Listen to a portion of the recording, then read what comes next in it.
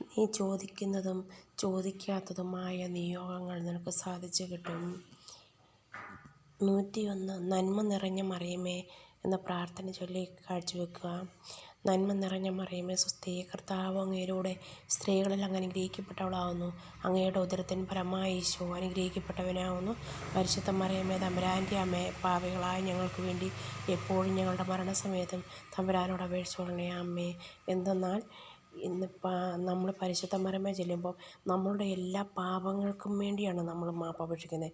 ഈ നന്മ നിറഞ്ഞ മറിയമേയും പരിശുദ്ധ മറിയമേയും ചെല്ലുമ്പോൾ നമ്മളുടെ പാപങ്ങൾ നമ്മൾ അറിഞ്ഞും അറിയാതെയും നിസ്സാരവും വലുതും ചെറുതുമായ എല്ലാ പാപങ്ങൾക്കും മോചനം ലഭിക്കുന്നു.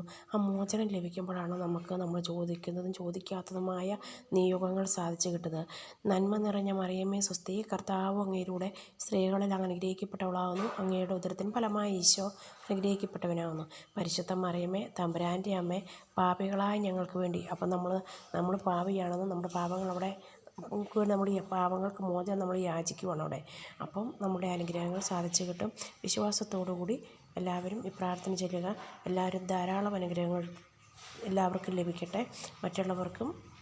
മറ്റുള്ളവരുമായി ഇത് പങ്കുവയ്ക്കുക. ആമേൻ.